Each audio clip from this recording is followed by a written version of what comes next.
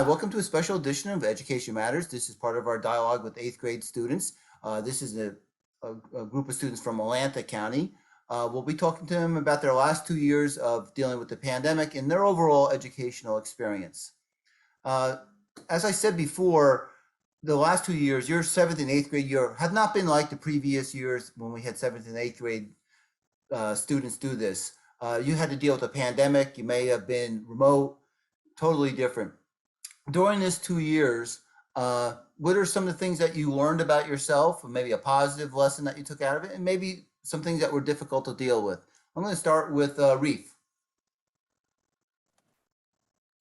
Hi, I'm Reef, and I'm from VECC, the Ventnor Educational Community Complex, but Ventnor Middle School. And what was your experience like? To be completely honest, it wasn't terrible. Like, I enjoyed myself while I was remote, but it's definitely awesome to be back here in school and get back into the groove of things, which it's a real treat. And I would have never expected it to be like this. Okay, Jordan, what about you?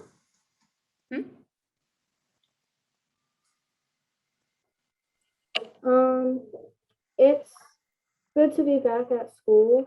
It was kind of difficult, like online, because sometimes there were like technical problems. There could have been like, it was also just hard, like not being able to see everybody every day because you get used to that, and then when you can't do it, it's just weird. And it's just good to be back because I get to see everybody. It's easier learning in school than online. Reese, what about you? My name is Reese Gerwitz. I'm from Bellhaven Middle School in Linwood, New Jersey. I found a little bit of problems with time management because of all the free time you had with remote schooling, because my school was kind of like a half day with remote. They didn't want to stay on for 6.5 hours. And the time management aspect was hard to deal with at sometimes, but it was a lot of fun because we didn't have such an intense schedule as we are in school. But eventually, as you get back into the groove of things this year, everything starts to balance itself out, and this year has gone great. Great. And if I mispronounce your name, you can yell at me. And Angeli? Hi, my name is Anjali Pina, and I go to Galloway Township Middle School. The most difficult adjustment was virtual learning because I went from like walking to class every day to logging onto a computer, and there was like no socialization. And a lesson that I learned about myself was to like live life to the fullest because anything can change in an instant and you never know. And Chase, what about you? Hello, my name is Chase Moragne from Mullica Township Middle School. One thing that I found with like virtual schooling was, it was really just everything about it. It introduced a whole new dynamic to learning as a whole. And I felt that it was an interesting experience. And I also, not necessarily how much I took it for granted, but in-person school, you're so used to going every day, and then all of a sudden you don't have that ability anymore. So to be back, it's great. The students, your parents, everyone had to make an adjustment, including the teachers. Were there any teachers that have stand out that made your educational experience better? It doesn't have to be the last 2 years. Reef, why don't we go back to you? So a fourth grade teacher by the name of Teresa Kenish, she changed the way I think about learning.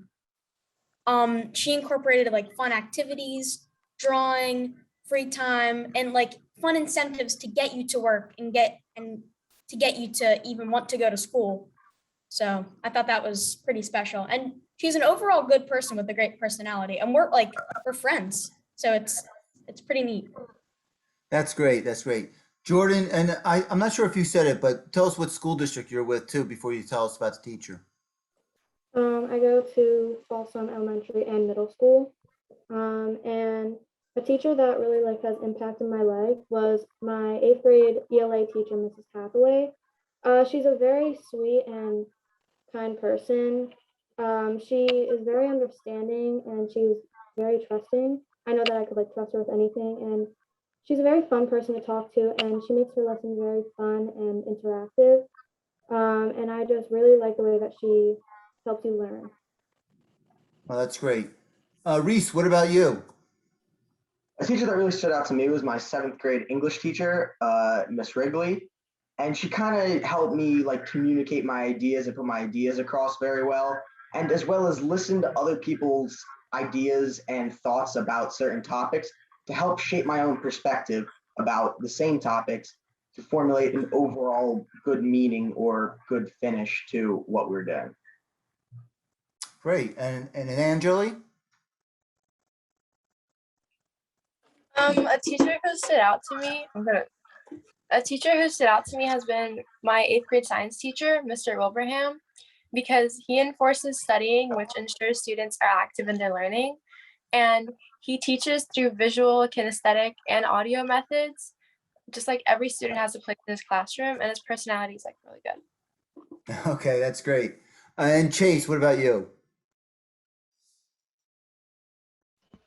One teacher that stood out to me the most and has been the most influential throughout my whole middle school career has been Mr. Gerber, Mr. Michael Gerber. He teaches big history, and from what he teaches to his personality, it all is just, it's had a really big impact on how I look and go about learning every day. It's great to hear these stories about how one person can really affect you positively.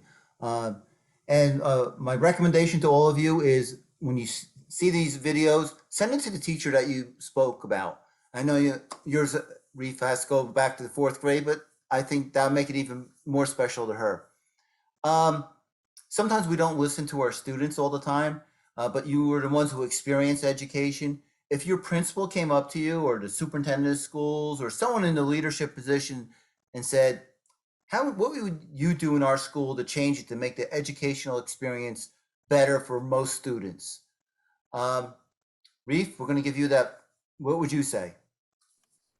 I would say more like hands-on, like interactive lessons rather than like just writing in a textbook.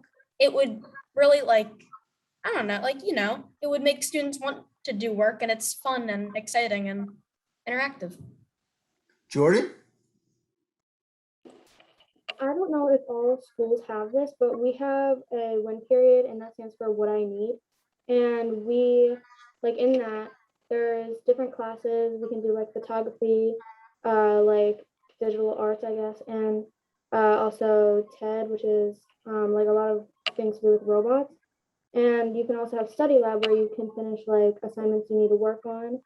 And it's only 30 minutes, but I wish it was longer because if I have like assignments that I need to work on or like big projects, I could get that done faster. Okay. Reese, what about you? A lot of other schools have this, but personally mine doesn't. During like study hall or like an extracurricular activity time, we're kind of confined to what teachers like want to do, and we have to kind of like join almost a club sort of. But we as students don't actually get to create our own clubs or be a part of what we want to do during that extra time that we have in the day. So I think something that would improve is giving kids more of like a say towards doing what they want with the free time that could be beneficial to them. Interesting. And Angeli?